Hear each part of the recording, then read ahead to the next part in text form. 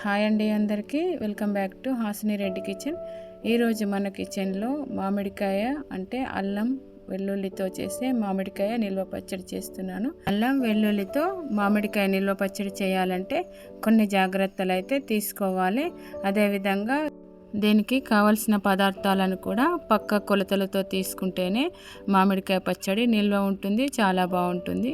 కాబట్టి ఇది ఎలా చేసుకోవాలో చూసేద్దాం రండి. ఫస్ట్ టైం చేసే వాళ్ళకైనా ఈ రకంగా చేశారంటే చాలా బాగా కుదురుతుంది. ముందుగా అయితే మామిడికాయ ముక్కలు ఎన్ని తీసుకోవాలి, అదేవిధంగా వాటికి కావాల్సిన పదార్థాలను కూడా ఎన్ని కొలతలతో తీసుకోవాలనేది ముందుగా చూసేద్దాము. 2 కిలోల మామిడికాయ ముక్కలకు కావలసిన పదార్థాలు: 2 కిలోల మామిడికాయ ముక్కలు, అదేవిధంగా కిలోకి 1/2 కేజీ చొప్పున 1/2 కేజీ ఉప్పు అంటే 1/2 కేజీ ఉప్పు, అలాగే కేజీకి 100 గ్రామ్స్ కారం పొడి. బాగా పుల్లగా ఉన్న కాయలైతే 125 గ్రామ్స్ వేసుకోవచ్చు. నేనైతే 100 గ్రామ్స్ కారం పొడి వేస్తున్నాను. అలాగే అల్లం వెల్లుల్లి పేస్ట్ 250 గ్రామ్స్ అంటే 1/2 కేజీ, అలాగే 2 టేబుల్ స్పూన్ల మెంతులు, అలాగే 2 టేబుల్ స్పూన్లు జీలకర్ర, అలాగే 4 టేబుల్ స్పూన్లు ఆవాలు. ఇవి 1/2 టీ స్పూను, కొంచెం అటు ఇటు అయినా పర్వాలేదు. అలాగే 2 కేజీలకు కేజీ నువ్వుల నూనె లేదంటే పల్లె నూనె. ఇవన్నీ కూడా ముందుగా రెడీ ఉంచుకోవాలి. తర్వాత ఇప్పుడు పచ్చడి చేసుకోవడం కోసం తీసుకున్న మామిడికాయలు ఏవైతే ఉంటాయో వీటిని మంచిగా కడిగేయాలి. కడిగేసిన తర్వాత తడి ఏమీ లేకుండా వీటిని ఒక క్లాత్ పట్టి అంతా కూడా తడి లేకుండా ఇలా తుడిచేసుకోవాలి. తర్వాత వీటిని ఒక 10 నిమిషాలు పక్కన పెట్టేసి ఆరనివ్వాలి. ఎక్కడైనా తడి ఉన్నది మిస్ అయినా కూడా మొత్తం ఆరిపోతుంది కాబట్టి. తర్వాత వీటిని చిన్న ముక్కలాగా, మామిడికాయలలో ఇలా దెబ్బ తాకినవి అనేవి ఉంటే మాత్రం తీసేసి పక్కన పెట్టేయాలి. దీంతో పచ్చడి అంతా పాడైపోతుంది కాబట్టి ఇలాంటివి ఉంచొద్దు అసలే. తర్వాత వీటిని చిన్న ముక్కలాగా ఈ రకంగా వచ్చేటట్టయితే కట్ చేసుకొని రెడీ ఉంచుకోవాలి. మామూలుగా మామిడికాయలను కొట్టించేటప్పుడు మాత్రం మామిడికాయ టెంక అన్నిటికీ వచ్చేటట్టు చూసుకోవాలి, లేదంటే కొంచెం ముక్క అనేది మెత్తగా అవుతుంది. ఇలా టెంక ఉంటే ఎక్కువ రోజులు మామిడికాయ ముక్క మెత్తపడకుండా ఉంటుంది. పెద్ద సైజులో మామిడికాయలు ఉంటే అన్ని ముక్కలకు ఇట్లా టెంకలు రావు. కొన్ని రాకుండా ఉన్న వాటిని తీసేస్తే బాగుంటుంది. ఇవన్నీ తొందరగానే మెత్తగా అయిపోతుంటాయి కాబట్టి వీటిని తీసేస్తున్నాను నేనైతే. తర్వాత ఇప్పుడు 2 టేబుల్ స్పూన్ల మెంతులు, అలాగే 2 టేబుల్ స్పూన్ల జీలకర్ర మామూలుగా బ్రౌన్ కలర్ వచ్చేంత వరకు లైట్గా వేయించుకొని చల్లారబెట్టాలి. అలాగే ఆవాలను కూడా 4 టేబుల్ స్పూన్ తీసుకున్నాం కదా, వాటిని కూడా స్టవ్ ఆఫ్ చేసిన తర్వాత ప్యాన్ కొంచెం వేడి ఉంటుంది కదా, దీంట్లో వేసేసి కొంచెం అటు ఇటు అనాలి. ఆ వేడికి ఆవాలు అనేవి మిక్సీ పడితే మంచిగా పేస్ట్ అవుతుంది అన్నట్టు. లేదంటే కొంచెం సేపు ఎండలో పెట్టినా పర్వాలేదు. నేను ఇంక ఎండలో పెట్టే బదులు ఇలా చేస్తున్నాను. ఇవన్నీ కూడా చల్లగా చేసేసి మిక్సీ పట్టేసి పౌడర్ రెడీ ఉంచుకోవాలి.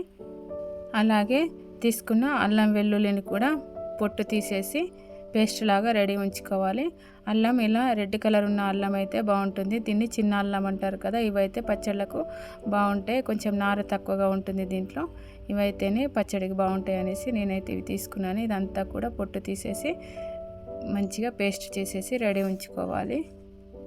అలాగే నేను రాళ్ళ ఉప్పు తీసుకుంటున్నాను. దీన్ని కూడా మిక్సీ పట్టేసి వేసుకోవాలి. మిక్సీ పట్టకుండా వేస్తే తొందరగా కరగదు అనేసి ఎక్కువ టైం తీసుకుంటుంది కాబట్టి ఇలా మిక్సీ పట్టేసి రెడీ ఉంచుకుంటున్నాను.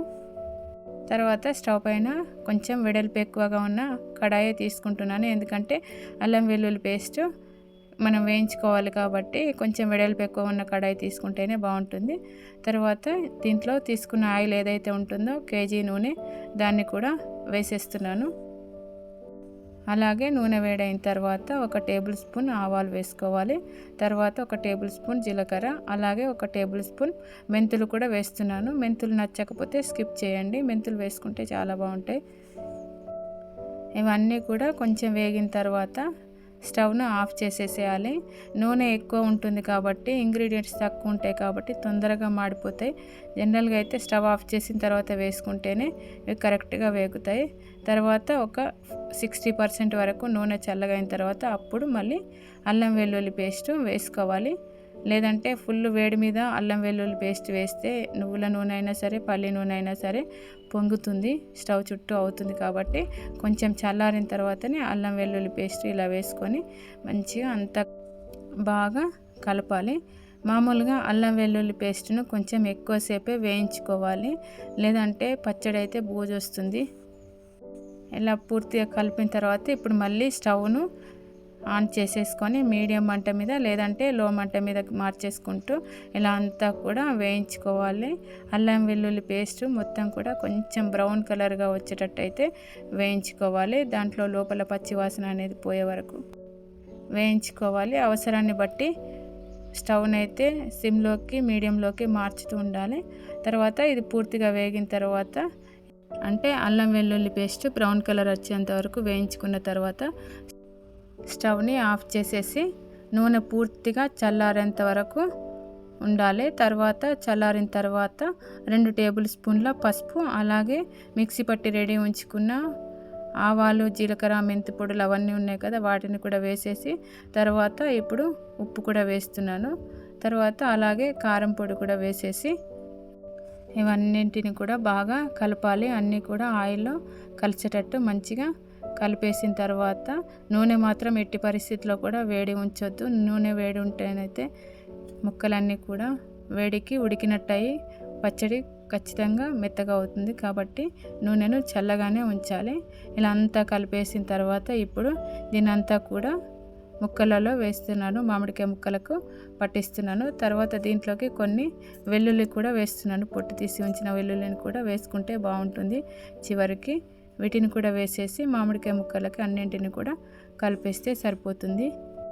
ముఖ్యంగా అయితే పచ్చడి ఎక్కువ రోజులు మంచిగా ఉండాలి, పాడవకుండా ఉండాలి అంటే తడిని మాత్రం అస్సలే ఉంచొద్దు. ఎక్కడ తడి తగిలినా కూడా పచ్చడి పాడైపోతుంది. అలాగే కొంచెం చల్లగా ఉన్న ప్లేసులలో ఉంచాలి. ముఖ్యంగా గ్లాస్ జార్లలోనే పెట్టాలి, లేదంటే బాగుండదు పచ్చడి. వేడి ఎక్కడైతే ఉంటుందో అక్కడ పచ్చడి కొంచెం ఉడికినట్టుగా అయ్యి అది పచ్చడి మెత్తగా అవుతుంది టైం అయినా కొద్దీ.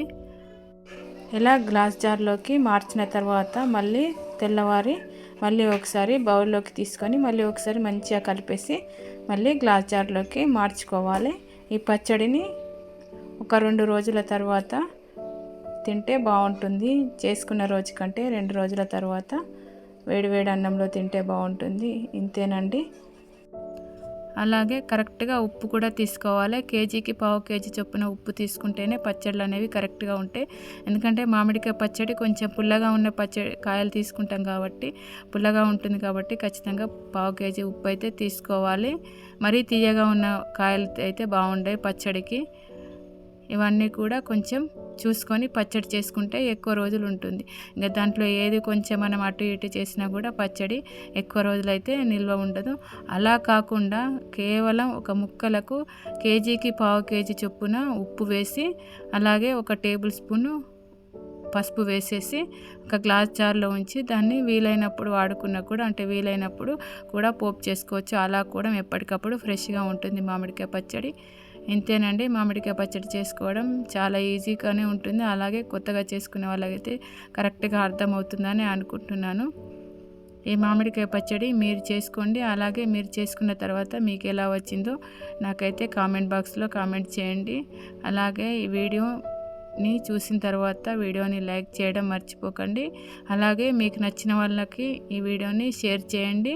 ఇప్పటివరకు ఈ ఛానల్ని సబ్స్క్రైబ్ చేసుకోకపోతే సబ్స్క్రైబ్ చేసుకోండి. అలాగే పైన గంట సింబల్ని కూడా టచ్ చేయండి. ఇప్పటివరకు ఈ వీడియో చూసినందుకు చాలా థ్యాంక్ యూ.